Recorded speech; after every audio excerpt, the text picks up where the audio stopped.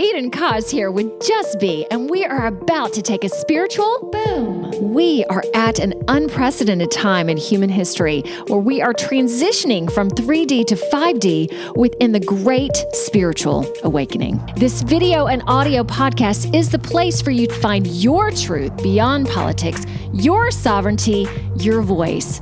Let's kick up your vibration now. By the way, each episode ends with the Just Be practice to do just that.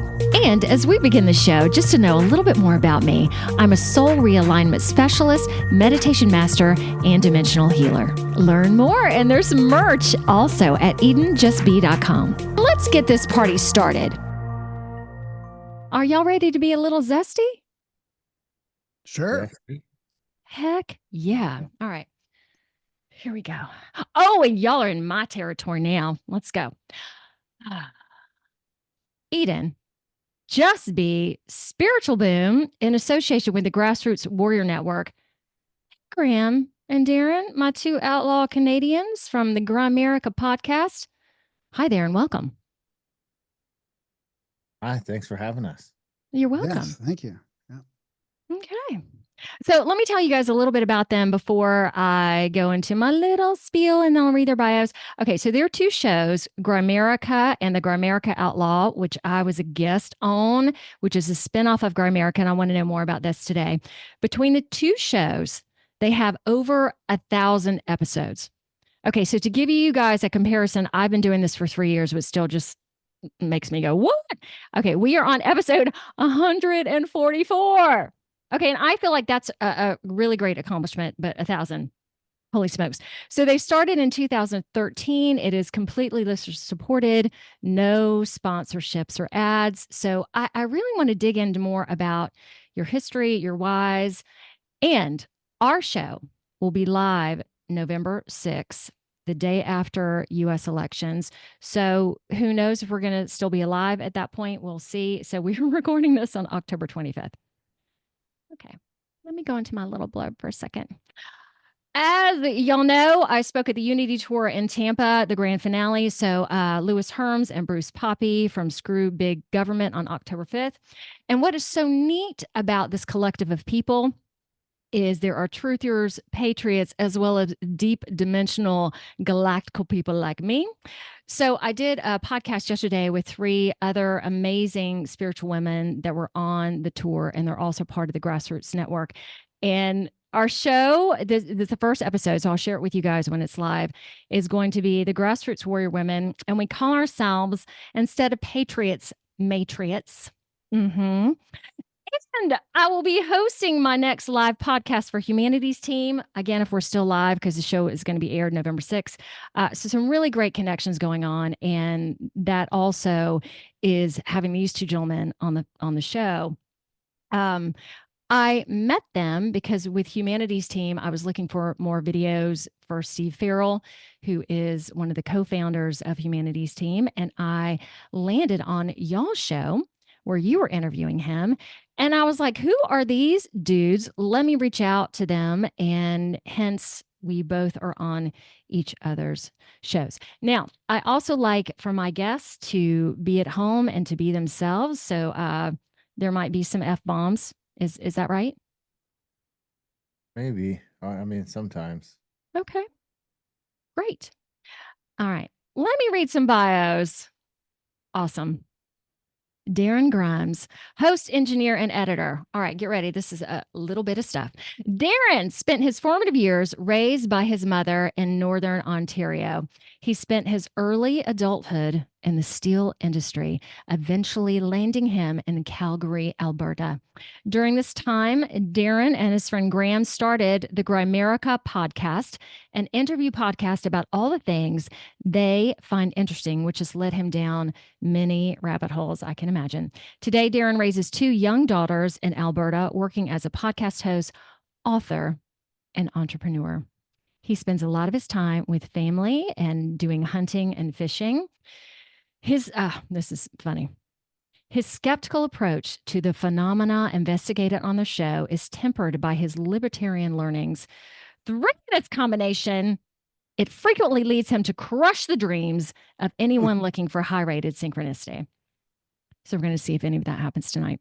Working in high steel construction has given him the privilege of having a bird's eye perspective. His avoidance of cameras has nothing to do with his paranoia. Taking his picture will literally steal his soul. And we stole his soul a few minutes ago. Someday, Darren hopes to bust a few caps in Sasquatch while he has more than a few caps swirling around in his own head. He's not clean and sober like Graham. Okay, give me a second. Graham Dunlop, below me, host, producer, and writer. Graham's primary passions are podcasting, researching, helping others, learning, and self-improvement. A fast-paced life of corporate ladder climbing and competitive sports eventually took its toll, and Graham got clean and sober in 2008. Every year since has been a pursuit into the esoteric, occult, and spiritual arenas. Somewhere along the way, he found time to travel around the world, become a Reiki master, get certified in addiction studies, facilitate Buddhist meditative recovery meetings, coach hockey, lead numerous close encounters of the fifth kind expeditions, as well as narrating audiobooks. Holy smokes. Other professional management experience include operation manager at Preem Steel Fabricators and several director positions with Acro Aerospace. Did I say that correctly? Yep. Okay. However, Graham's current focus is raising his awareness, hot dog, and enjoying living outside of the city with the love of his life. Say her name. Maria. Maria. Okay. But it's spelled Marija. That's beautiful. Yeah. In his spare time, he makes his mark in the imaginations of others with the unparalleled skill of Dungeon Master Supreme.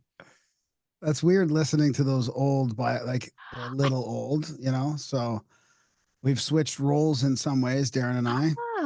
Okay. How?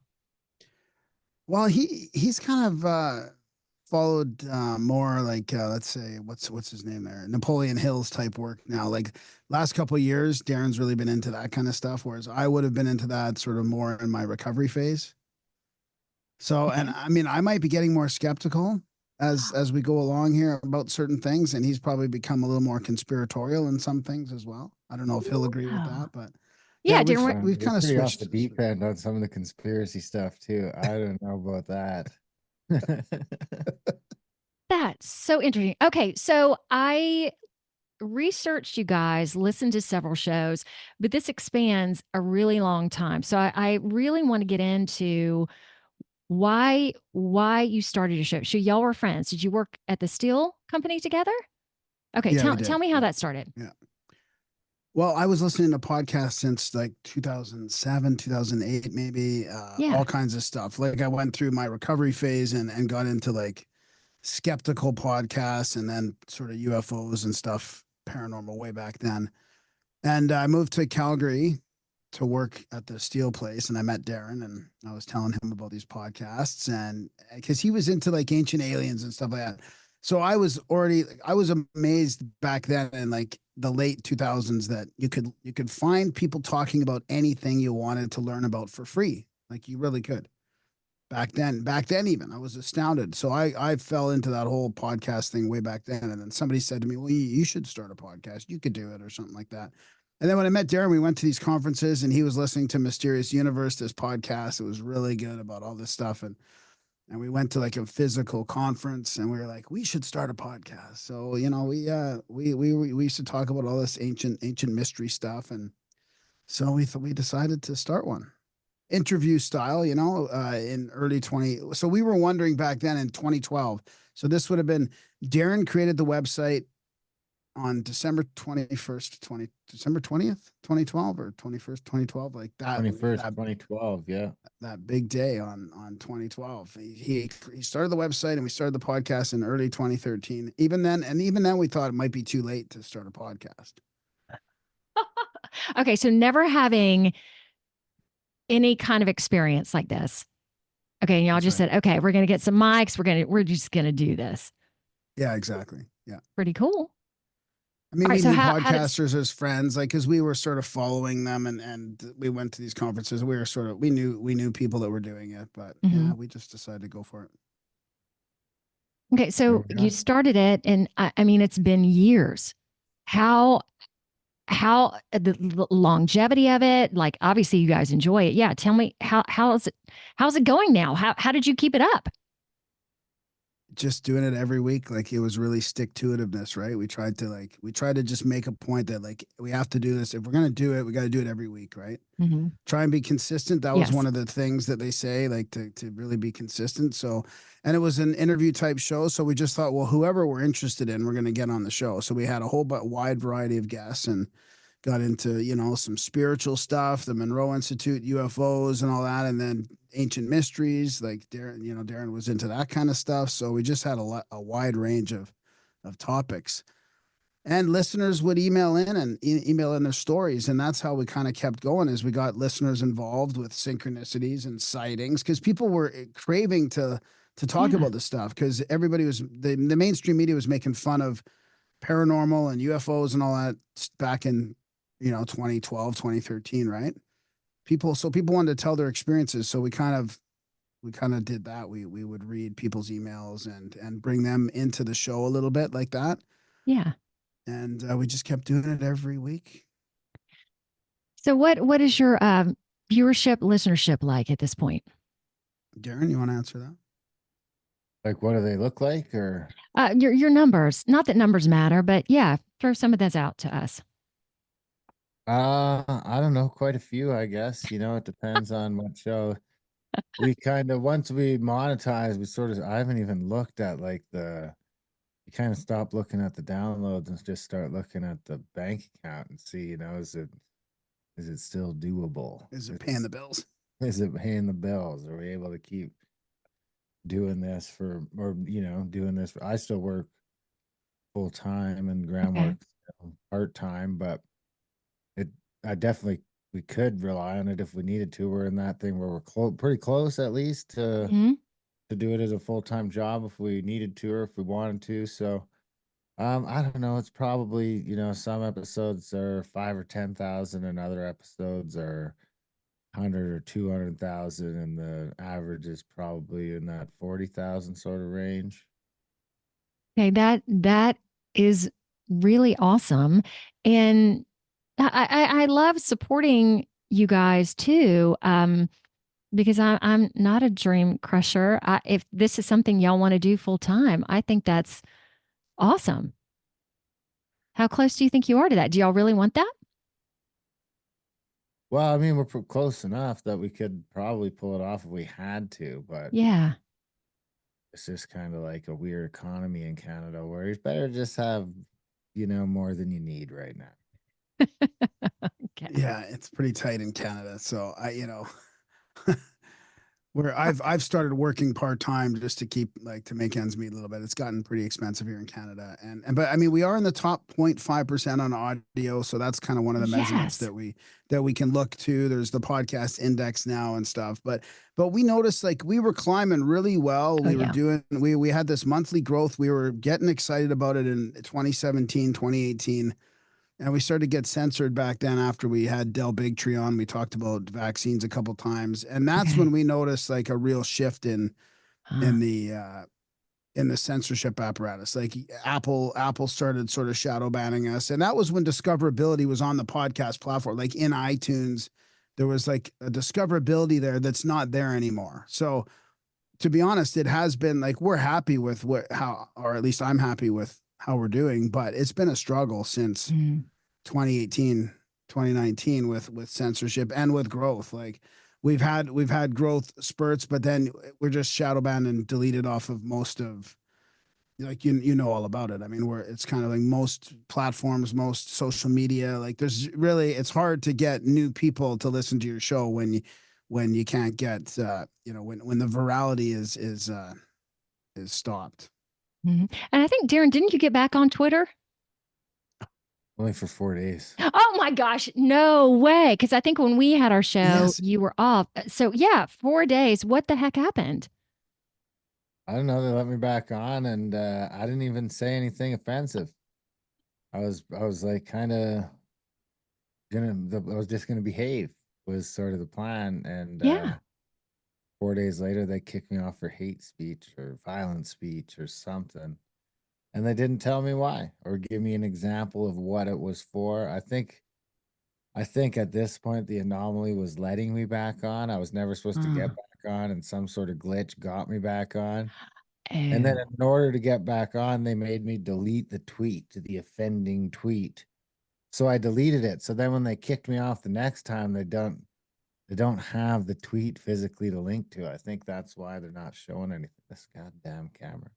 I think that's why they're not showing anything, because they don't know the tweet's gone. I've deleted it. So, but they know I'm not supposed to be there. So I'm out. And I think it's a Canadian government thing, to be honest. I think that that somebody that talks to Twitter, I mean, whoever's the, liaison between the government, like I think they're, I don't know if it's automatic or Darren's been sort of picked out to be not let on back on, because he was, he was bugging the politicians, the local politicians a bit. Way to go. Much, I guess. Man, so y'all tell me what it's like with everything going on, what it's like living in Canada.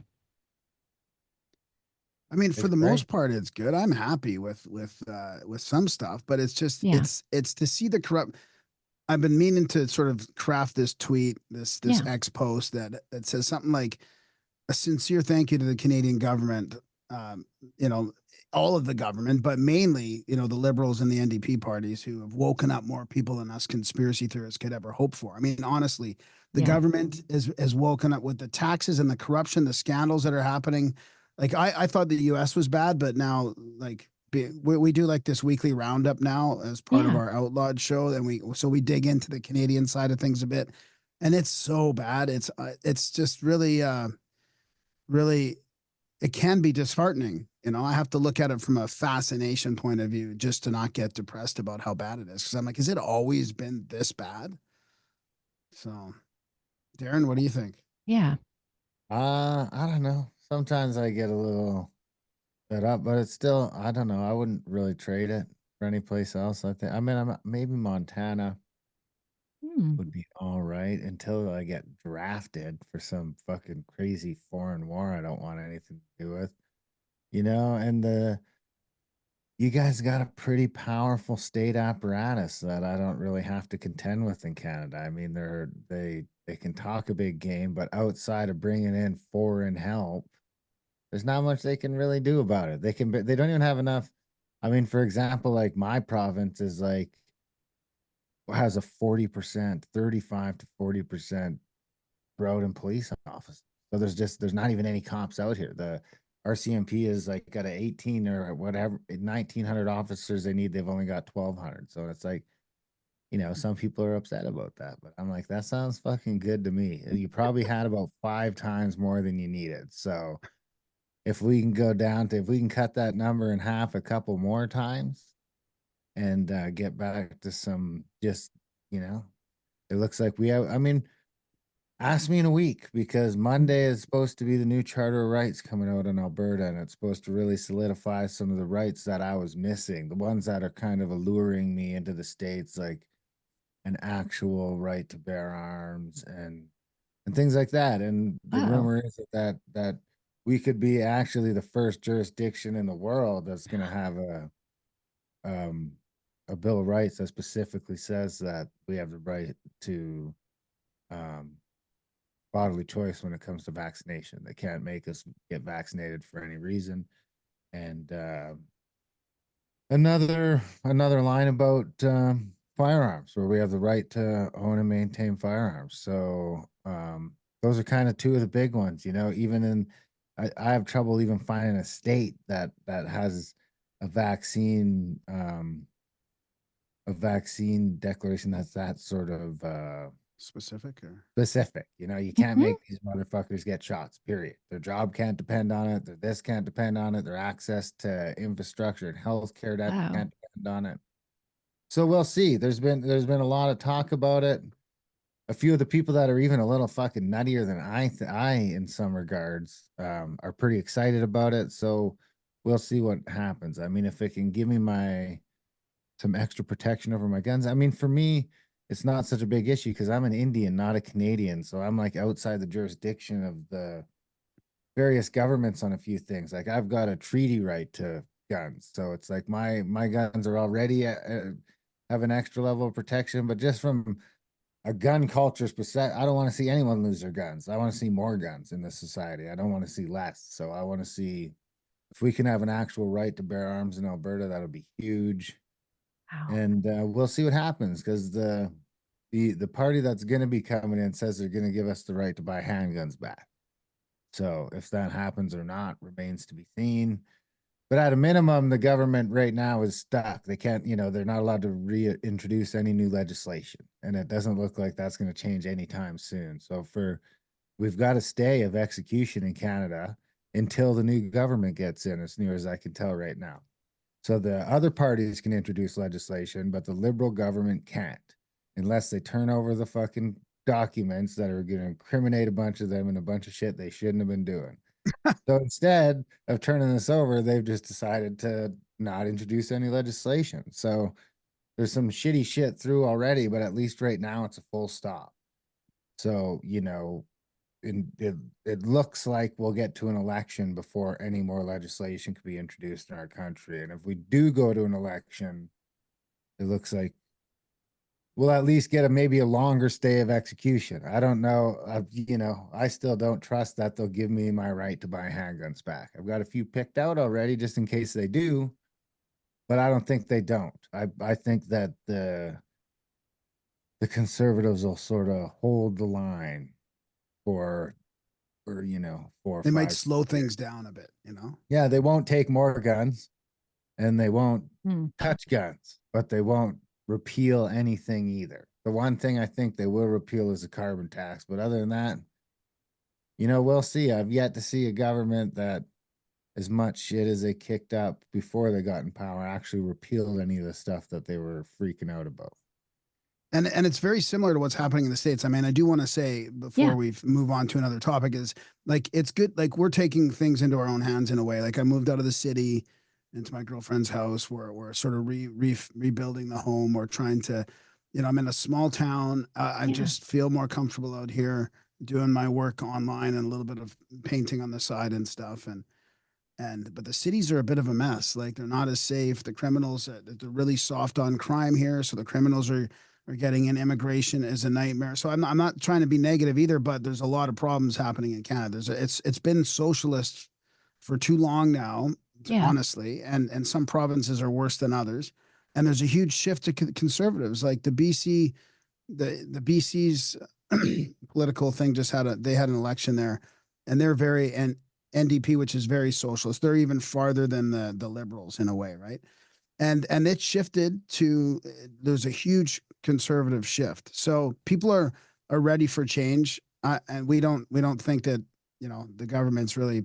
I mean, like Darren said, it might slow things down. Like I don't trust any of the government, but at least they're talking more our language about freedom and autonomy and stuff for the most part. Like people do need a change. So I kind of support the shift, but I'm not really like, counting my cards or anything like that.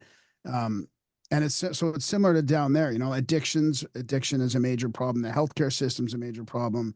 The vaccine, the ignorance to the vaccine injuries and the whole vaccine thing. I mean, they're still pushing the vaccine. It's unbelievable. So it's a very strange world to live in when the media still is calling us and the political system in BC, even like the bunch of racists and homophobes and everything else. It's so crazy, right? When all they're really saying is like, stop chopping parts off of kids and give parents a choice and all just common sense, freedom and autonomy. And so that's happening up here as well. Okay. How far do y'all live from each other? About a 7-hour drive. Oh, it's 7 hours. Okay. Yeah.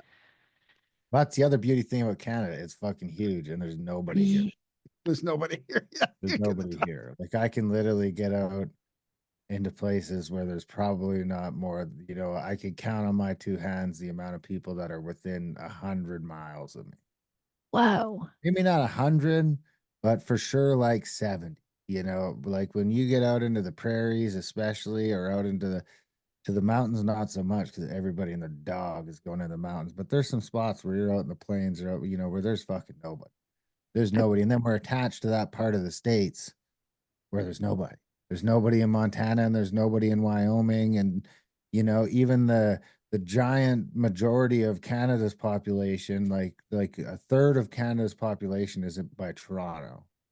And another giant chunk of it is on the coast. So, you know, we're in this unique spot where there's only like, I don't know what, like 10 million people in like 1,000-mile radius. Yeah. Yeah. Which is Whoa. a unique spot in the world. I mean, you Yeah. really notice it because you could drive from here to Phoenix. And between here and Phoenix, the only city you'll go past is Salt Lake City, which is pretty Wow. big, right? Salt Lake City is like 4 million people, I think. But if you took that Salt Lake City out of the mix, you could drive from here to the fucking Mexican border. And there's hardly anything. And you'll drive by maybe 75,000 people the whole way. If you stay, you know, there's no cities in Montana. There's only one city in Utah. If you stay on the east side of Arizona, there's nothing. There's kind of Tucson's sort of out that way, but not. I mean, we drove it. We drove from here to Lakeside Pinewood, Arizona, and if you took Salt Lake City out of the mix, there's nobody. There's nobody out here. It's crazy. Wow. So it's like you can be in the midst of everything, but not be in the midst, because you can be private and you can have like kind of your own space and all of you it. could drive from here to California and then back over to Yellowstone, and there's just nobody. You know, Oregon's the same way. You look at Oregon, it's one city. It's Portland, and then thousands of miles of fucking, not thousands, but hundreds of miles of nothing. Idaho's Boise and hundreds of miles of nothing. Yeah. Washington, Seattle, and hundreds of miles of nothing. So it's just it's sort of a unique part of North America in that regard. It's, you know, the whole West in general, before you get to the coast, is just sort of, you know, it's like they say, it's just open, and there's the lack of population density just makes it sort of freer, I think, by definition. You know, even if it's like we talked to a guy in Russia, it's like, well, yeah, they pass all sorts of crazy laws, but there's nobody out here to really enforce anything. Right. So what they say and what they can actually enforce are two different things. And you're starting to get the sense of that more and more out here, where it's like there used to be used to be if you drove around at 130, you'd get pulled over eventually. But, you know, and that's kilometers, not miles. So that'd be like, you know, 85, 90 miles.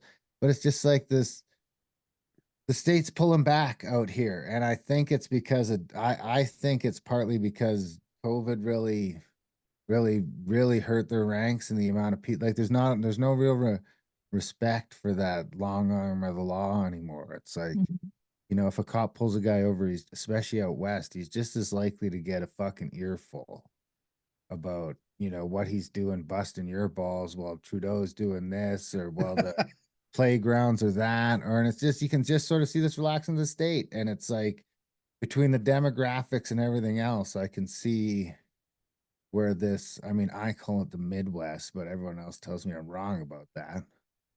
But it just seems like it's really just destined to be one of the freest places, freest jurisdictions on the planet. And I would put like Alberta, Saskatchewan, Montana, Wyoming sort of into that mix.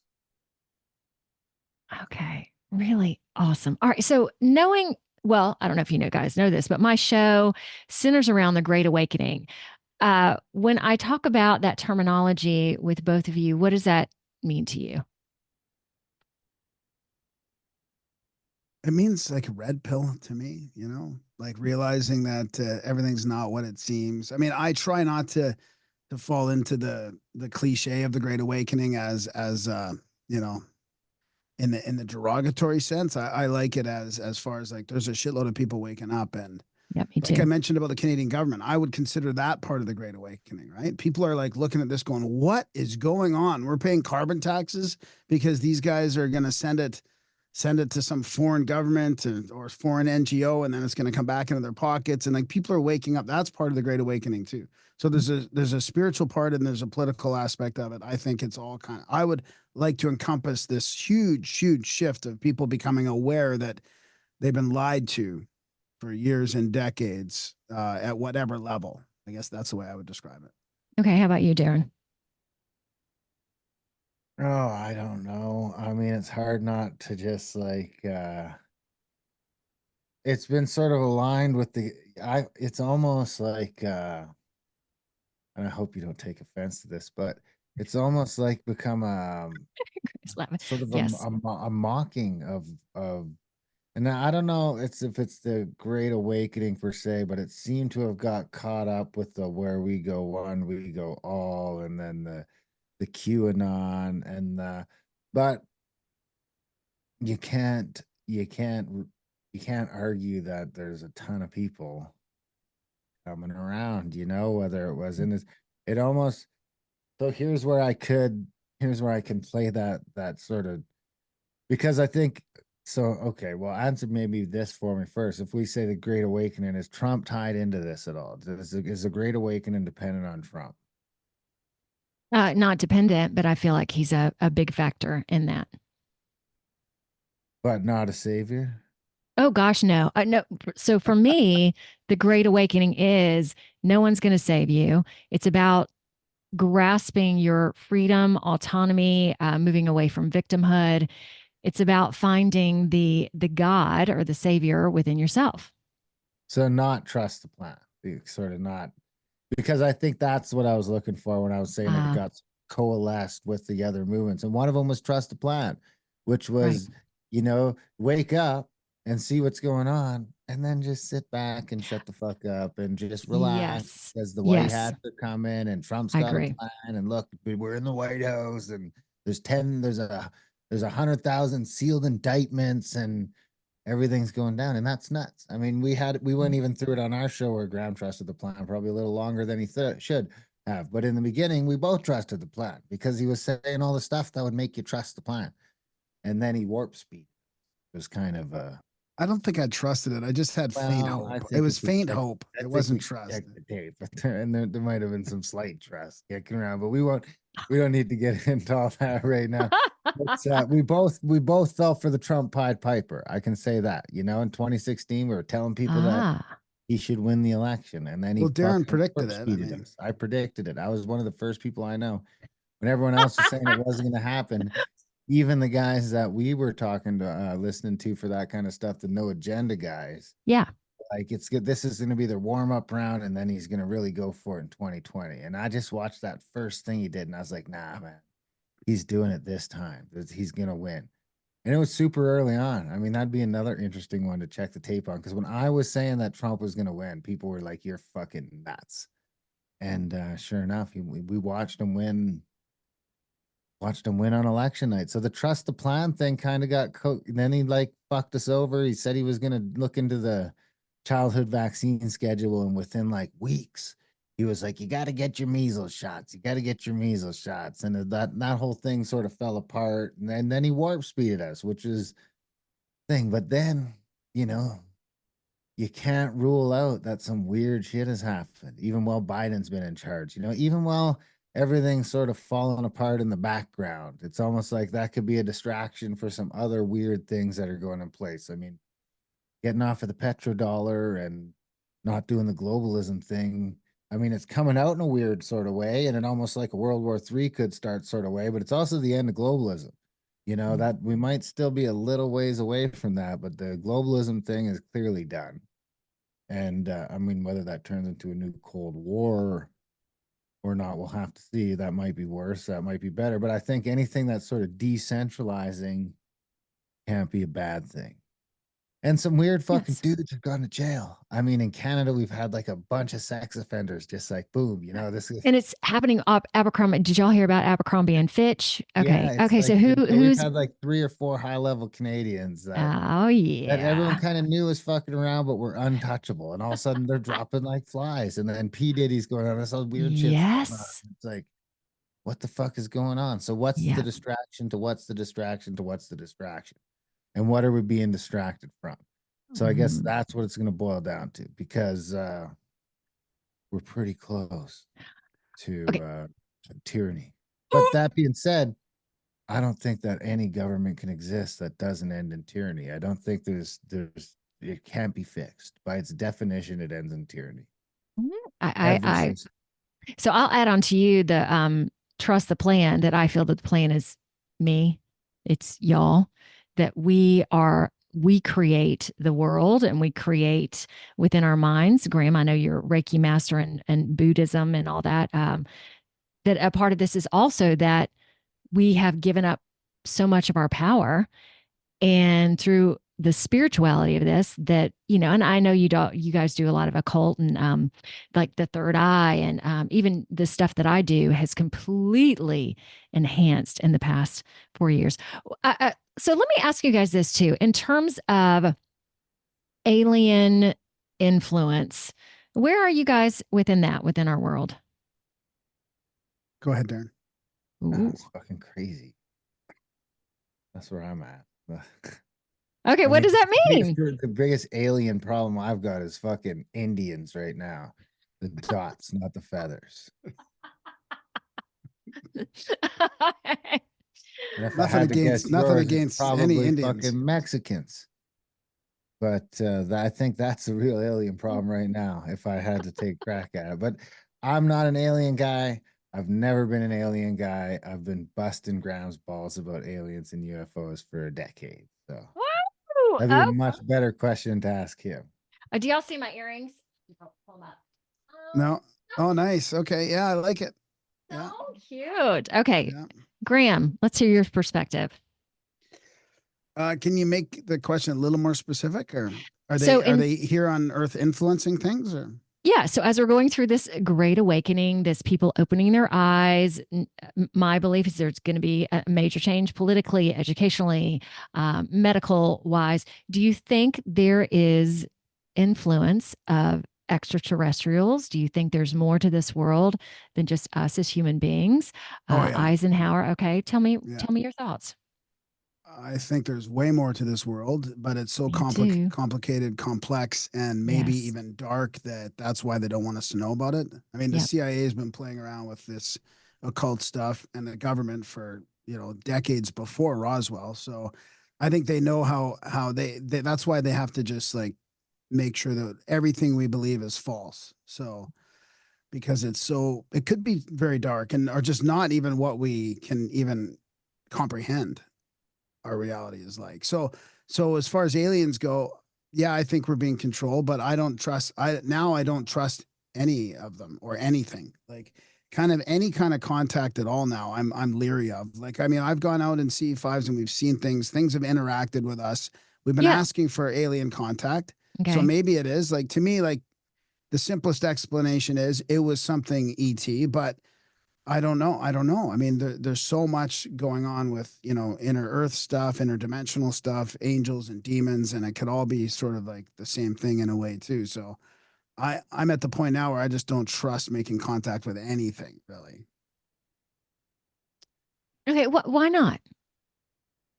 Because why haven't they come? Like, we've done so many shows on UFOs and ETs and stuff too. And we had somebody on that was like looking at sort of like the negative side of contact and why are they allowing the darker ETs, like the ones with the evil agenda, let's say, to make contact and to influence us when the other ones are following some kind of like intergalactic policy that they can't interfere. It's like, well, okay, enough already. Come down and help us then. Like, we're all trying to make contact with you all over the world. Things are shifting, but you're still like, just like, what are we waiting for here? Like, help us out already. Like, or, and I'm not saying that like I'm relying on any help, but to me, like, there's a lack of trust there. Then it's like, okay, forget it then. Just let the evil ones, influence our politicians and humanity in whatever way they're doing, whether it's demonic or ET or whatever.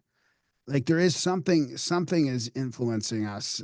Some non-human egregore or entity is influencing us, and it just bugs me that there can't be that sort of help from an angelic or like a good ET. And maybe it is happening, and I don't know it, but it's not overt enough for everybody to know, right? No, because don't you think it freaked people out? No, people are. You don't think so? You think they're ready? Like, oh yeah, people are like, oh, the government says UFOs are real. They don't even give a shit anymore. I mean, people are having a hard enough time making ends meet in Canada that I don't think that these things, like, I don't even think these distractions are working anymore. Like if we were, um, what's the word I'm looking for?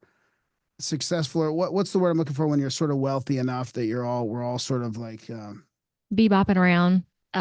Yeah, we would be way more influenceable. Affluent. We would be way more influenceable. I feel like if they just let us like excel for a little while, we would be more influenced. But now I don't think people are buying anything these days. Interesting. All right. I want to mention when I was on y'all's show a little bit because it was so wonderful for me because okay, I'm going to shut my eyes for a minute. It made Stage me. of demoralization will be complete when the nation believes nothing from its institution. Oh, okay. That's a good statement. Okay. Let me go back to when I was on y'all's show. Not my statement. Okay. Graham, there was one statement that I made that in reaction to it, you literally moved away from your microphone, went, yeah, and then came back. And it was so good for me because we were talking about Trump and Matrix Breaker, and y'all had asked my opinion on that. And it was really, I thank you so much because I remember just watching you and your reaction and sitting there and going, okay, how are you with yourself? How are you feeling about this? Is this what you believe? And it just really allowed me to get solid in my truth, which I believe so much of this is about. So thank you. Thank you for that. And at the very end, so y'all show was an hour and a half. We were, oh God, I can't remember. We were talking about some of the really harsh things that had happened in Canada, and essentially how could I be okay with it, and went through about, death, I can be killed. And so I remember when I was talking through it, suddenly I started sweating and I was like, oh my gosh, where are these two going to be when I'm done? And then when I finished, I took a pause and just froze for a second. And Darren, you said, yep, I can understand that. And I remember at that point too, just going, oh my gosh, it was so great. So not that I needed y'all to agree with me or whatever, but it was very powerful to be able to talk through things, to sweat a little bit with what I was conjuring out of my mouth. And then for y'all both to go, okay. That's great because I mean, I came away inspired from our chat too. And you made me kind of go back to like taking ownership and being positive and creating our own kind of like reality. I'm trying to remember now exactly what it was, but there was something very specific. It was like, yes, like kind of like we have to love our way through it too. Like why get upset at all? Like we're in an eternal war, it seems like, and it's always been like this. I just had a quote actually from a book I was reading. If I could try and find it here, I might be able to find it here. That's appropriate to this. All temptation, if it is real, implies a struggle between two things in a man, each of which aims at getting control. The struggle has two forms. It is always either between what is true and what is false, or between what is good and what is bad. The whole inner drama of man's life and the result of it all, in terms of his inner development, lie in this inner struggle about what is the truth and what is a lie, and what is good and what is bad. So it's Maurice Nicoll talking about the new man. It's in a book called The New Man, about Jesus's teachings and the parables of that. It's about a rebirth and a reawakening, very much along like the lines of the Great Awakening. And it just reminded me that like kind of loving your enemies kind of thing. Like, why should I be resentful to all them? Like, I have to have some compassion for these humans that are doing this, regardless of whether they're influenced by dark powers or whatever. So I think I came away with a refreshed view of that almost kind of Buddhist perspective in a way after your chat. Well, thank you for that. And also, in terms of when I spoke at the Unity Tour, so that was in Tampa, and there were going to be like 700 people there. And I think it's a live broadcast too, with thousands of people watching. And there was so much, and you didn't know what time you were going to go on and speak. So I was just sitting there. So it started at 10. I didn't speak until 5 o'clock that afternoon. And y'all also helped with this, because I was sitting there and there was so much fear and negativity that I had planned what I was going to say. And I'm like, nope, you need to just get up there and be positive. And how can you be happy in the midst of everything that's going on? And you're going to potentially, you're going to get up on stage, you're going to be laughed off. Like, I had all these expectations that went through my head. And then I, connected with God and spirit and was like, yeah, that's what you're here to do. That's your purpose. So I got up on stage and I was just so exuberant. And again, y'all helped me with that. So thank you so much, because I knew I could stand there and I could be that. And then I also said, hey, I'm not just sitting up here blowing smoke. I mean, I've been through these challenging things. So I don't know how much we talked about on your show, my near-death experience, getting a diagnosis of stage 4 cancer, going through a divorce. There've been, and having a special needs daughter. My life isn't just simple. So I believe too that this time is about learning to love the dark, the light, everything. What do you say to that, Darren? Yeah, that sounds about right. I mean, I don't know. I don't worry about the dark, really. I don't think about it. I really, Oh, there's enough there's enough tragedy that I really don't yeah. I don't try and when tragedy is not present in my life, I just try and be I've had enough of it present at certain times that for now it's like, everything's pretty good, man. Pretty good. It's probably better than you thought it could have turned out. So you should probably just lean into it. Love that. I want to ask you guys two more questions, because we're getting close to time and I want to do the Just Be practice. Tell me about one of your most memorable guests out of all the shows that you've done. Okay, I'm going to say an old favorite Yeah. because it lines up with what you just said. And his name was Greg Doyle. And he was an astral, like he did battles in the astral realm, kind of, right? It was very much like leaving the body, going to this realm and fighting this thing. And he fought this being, this witch type thing. I don't even want to say witch. That's not fair. A hag type thing. Okay. For day after day for almost a week, I think. And until he loved it, that's what finished the battle. Like that's what made him win the battle, was in love in the end. But it was the way he described this reality of the other realms and traveling and fighting in these other realms that was just amazing to me. That goes back quite a ways, like quite a few years, but that's what came to mind right now, because I feel like you're right about the love thing. Like when people say that, like when they have demonic attacks or whatever, that love is the answer a lot of times. Jesus and love, is the one thing that kind of will stop those. So And I've had some of those where it was also for me not consenting to it. Yet at this point, I'm not concerned about any of that, because I am light. I'm untouchable. So if I say no, no. Okay. What about you, Darren? What was one of your favorite shows? We had a bunch of great shows, but I'd be remiss if I didn't, we had Randall Carlson on. I think we were the second podcast ever to have him on after Joe Rogan. So we went from Joe Rogan to Grimerica, which that you could still look nowadays and be like half of the people that were finding us for years were searching for Randall Carlson. Okay, talk And about him if you wouldn't mind, because I wasn't familiar with him, and I loved, like, suddenly I've looked on cosmography. Yeah, he's a really interesting guy. Yeah, can you talk about him for a second?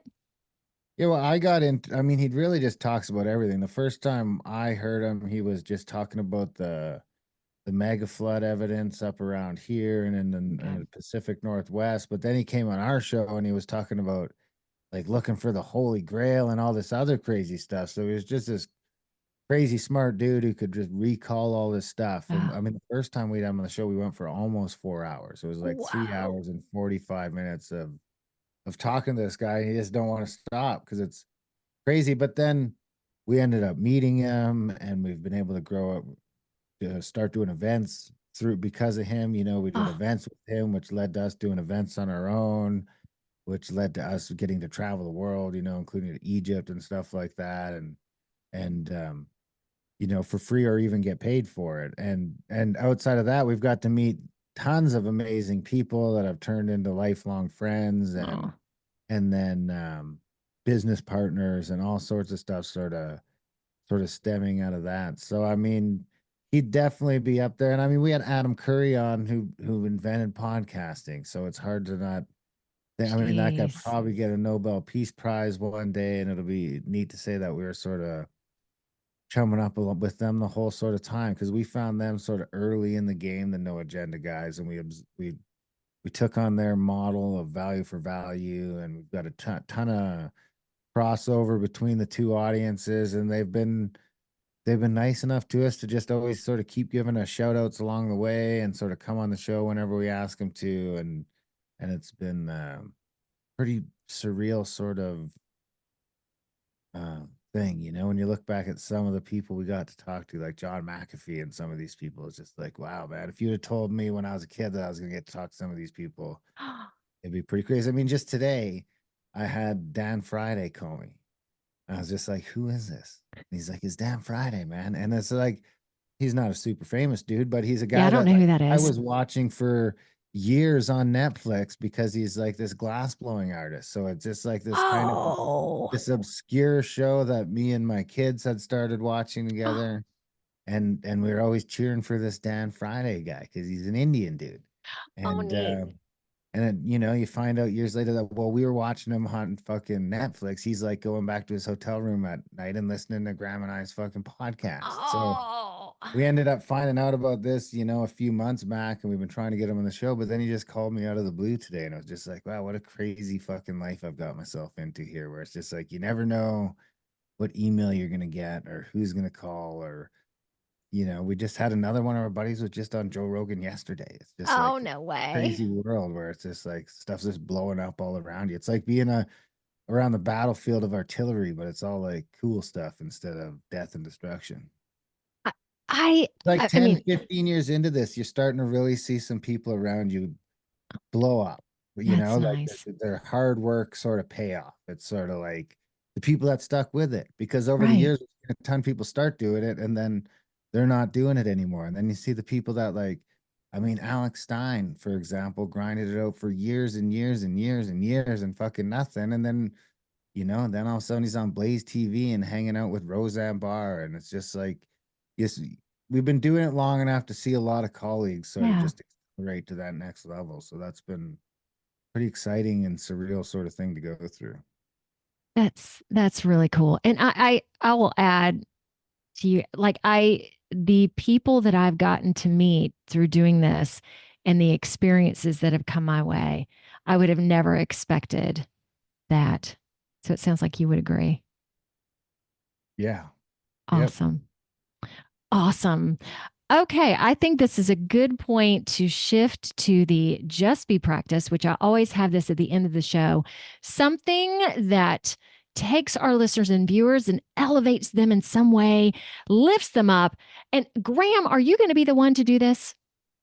I think so, because I haven't asked Darren to. So okay. You know, so is it like a kind of like a guided meditation type thing I was kind of picturing, or it can be whatever fits you. I've had pep talks, I have meditations, I've had channelings, I've had recipes, whatever fits. Just Be practice. Oh boy, okay. Well, I think when I hear of Just Be, I kind of hear of like being authentic, just being yourself, being in the moment, kind of just be.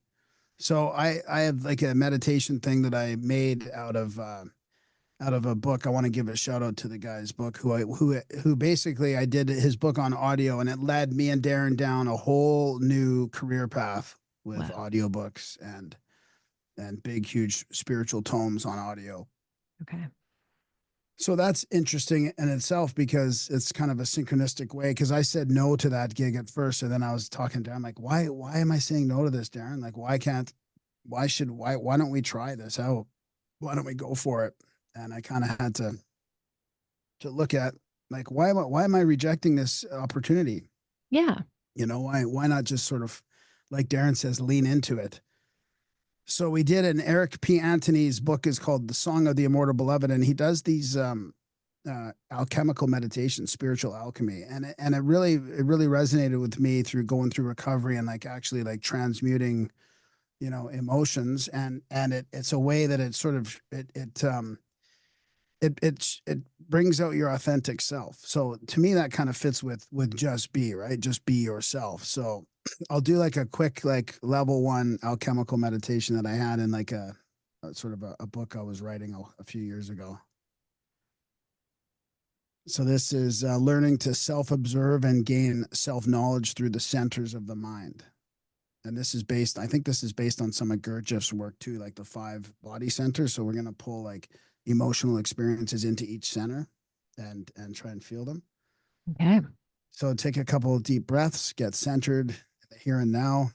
Say to yourself like an intention or something like, I will be focused, helpful, and I will heal something today, or I will just be, or I will learn to just be.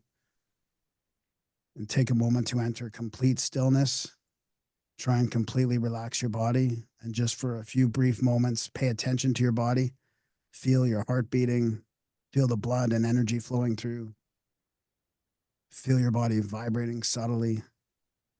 And shift your attention to just outside your body, about an inch or 2 all around. Feel the energy there as well. Your aura. We'll be working with 2 distinct and different emotional experiences, one positive and one negative. So let's find those and identify them now. So think about a past positive emotional experience. Maybe it was a loving moment, or blissful or complete contentment, or even a moment of pure happiness or excitement.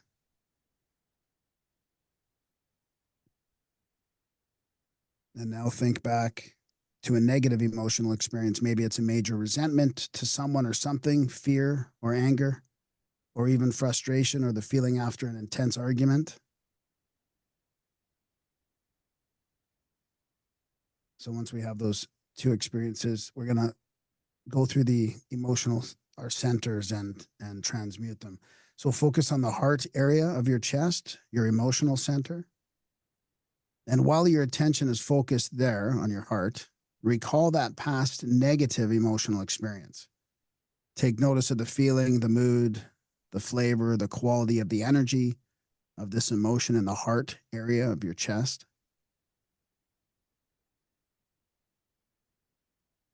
And now recall your different past emotional experience, the positive one, and bring that to your heart. Try and notice how the feeling, the mood, the flavor, the quality of energy of this different emotion changes in the heart area of your body.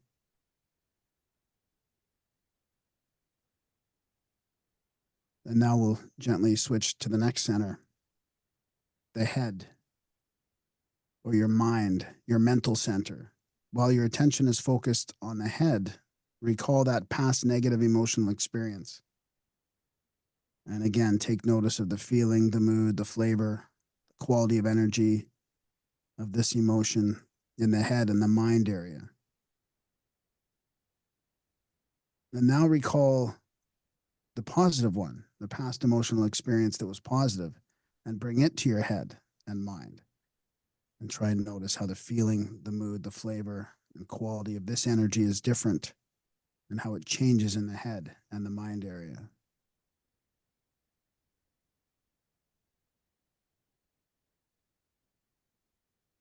Now focus on the area between your shoulder blades, your motor center.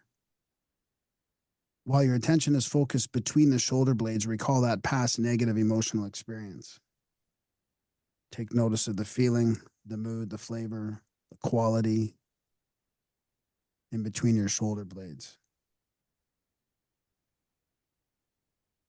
And now recall that past emotional experience, the different one, the positive one, and bring it between your shoulder blades. And try and notice how the mood, the flavor, the quality of this different emotion changes between the shoulder blades area of your body.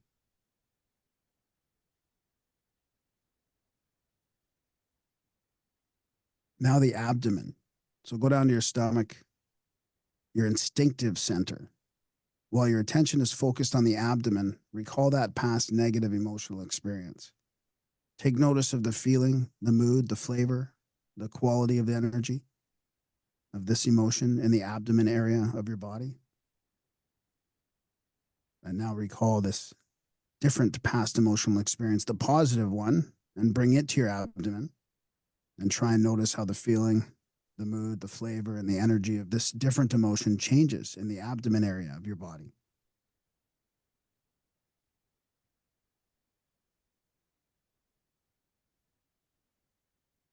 And now the last area, we'll gently switch to the genitals of your body, your sexual center. While your mind and attention is focused here, recall that past negative emotional experience. Take notice of the feeling, the mood, the flavor, the quality of this emotion in the genital area of your body. And now recall that the other emotional experience, the positive one, and bring it to your genitals. And try and notice how the feeling, the mood, the flavor, the energy of this different emotion changes in the genital area of your body, your sexual center.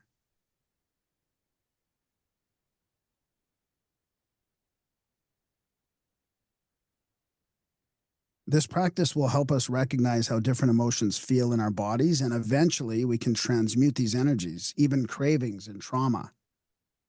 Our false selves will peel away and lose their power and influence, leaving room for our true, authentic selves to be. Bring your attention back to your surroundings and recognize and appreciate the work you have done in this meditation practice.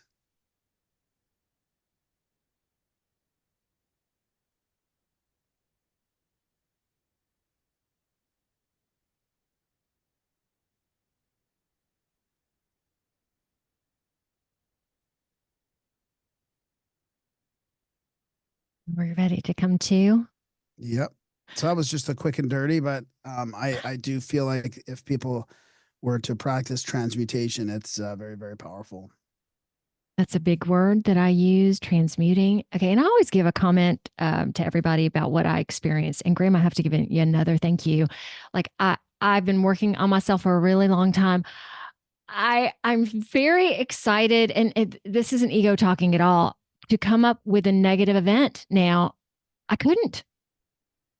That is mind blowing. So thank you so much for bringing that to my attention. I'm going to throw my pencil down. I'm so excited. Well, yeah, because you've done the transmutation work already. You know, you've probably already worked through that and transmuted them already. I would say that this wouldn't have been possible for me a couple months ago, that this is really, it's really a beautiful thing. Okay. And part of the Great Awakening and the Ascension and all that. Y'all, we're going to say goodbye in a moment, but I want to say goodbye off air to you guys as well. Darren, you have two new books out that I also, so I'm going to put y'all's website up in case anyone wants to find the podcast or whatever. Darren, quickly talk about both of the books that you have now. The one, Our Home, Our Native Land, and the other about Trudeau. People could get them at, I guess the best way to get them is probably, well, my books you can just get at a Canadian Shame. Is it com or CA? I'll check right now. I don't know. And I've got your Amazon links. Right. Yeah. So I wrote a couple books on just Indian and intergovernmental Canada relations, which is kind of the gist of my work with writing so far, at least at this point. Okay. It's hard. I'm in the middle of writing my book, probably my first. It might be my only one. I don't know. It's hard. Yeah, it's a pain in the ass more than anything. I don't know that it's even that hard. It's just a pain in the ass. You just got to do it. It's like, it's not as, it's more of a slog than a creative process most of the time. Really? Oh my gosh. And you did two of them. Have you done other ones though? Are these, I think, don't you have more? Yeah, I've done a few sort of things. I've done like, I think 2 or 3, 3 books and maybe a couple more in the works. Well, I give you credit for that. Hey, you too. Thank you for what you do. and your truth telling and, putting your, and this is what it is all about to me. It's not only just sitting there watching popcorn or eating popcorn and watching the movie. It's about being part of the movie, being, what y'all are doing. So good for you. Keep it up. And we'll mention our audiobooks too, if you don't mind. Mention whatever. Adultbrain.ca. That's our audiobook page. And they're all over like Spotify and Audible and YouTube as well. But like, for example, we just got Machiavelli's The Prince out, The Varieties of Religious Experiences from William James, The Prophet, The Tibetan Book of the Dead, The Egyptian Book of the Dead, The Road to Serfdom, Utopia, The Decline of the West. So lots of like sort of trendy, popular topics right now as well. And what was that again? Adultbrain.ca. .ca. All right. And that also leads to like there's links to our Spotify, Audible, YouTube, Bandcamp, Patreon, etc. Wow. That's probably one of the best ways to support us right now because every day we're publishing audiobooks. Okay. And all right, maybe that'll be the address that I will share on video.